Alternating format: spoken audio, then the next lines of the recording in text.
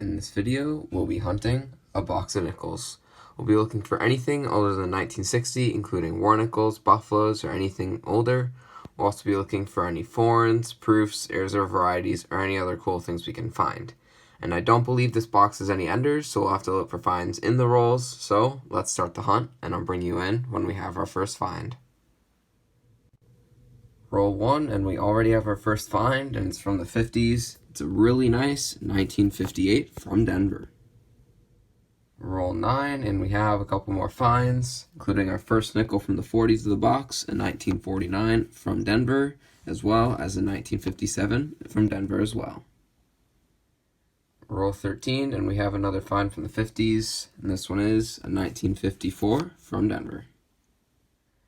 Next roll, yet another nickel from the 50s, and this one is a 1956 out of Denver.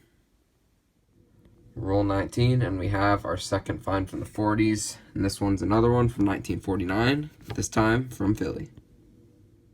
Roll 22, and we have another Ola Jefferson find, but it's just a worn 1959 Denver.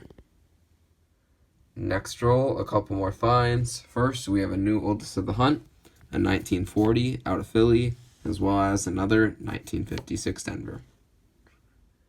Roll 28, another find from the 40s, and this one is a 1941 Denver. Next roll, and we have a nickel from 1942, which was a transition year from normal nickels to silver nickels, and of course, like most of them are, it's not silver, and it's out of Philly. Roll 30, and we have another find from the 40s, and this one is a 1948 from Philly. Roll 31, and I thought I'd test my luck and bring you in live for this one because I see that this nickel has an estimate mark on the reverse, which means it's definitely going to be an older one, and with an S, could be a key date if it's a 38 or a 39. And it is 1938S key date, filmed it live, lucky it was. I thought it was going to be like a 40 or 41, but 1938S key date found. That is the best find of the box so far, and that is an awesome find. Roll 34, and we have another nickel from the 40s, and this one is a 1947 San Francisco. Roll 36, and we have yet another nickel from 1949, and this one is Philly. Next roll, and we have a couple more finds. First, we have a first nickel of 1946 of the hunt, and it's from Philly. And we also have a 58 that's also from Philly, which is a harder date to get. Roll 43, and we have another find from the 50s, and this one is a 1952 Denver. Roll 48, and I just took the roll out of the box, and might be hard to tell on camera, but I think this might be a proof ender. I'm pretty sure it is, but we'll take it out and see what it really is.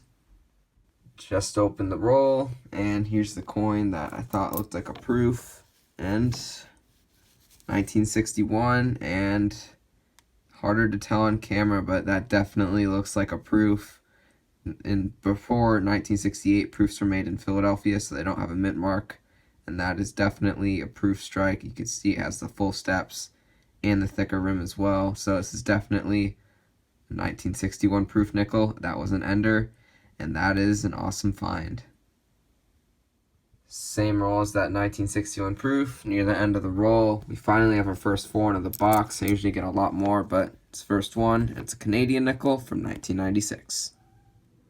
Roll 49, another find from the 40s, and this one is another 1947S.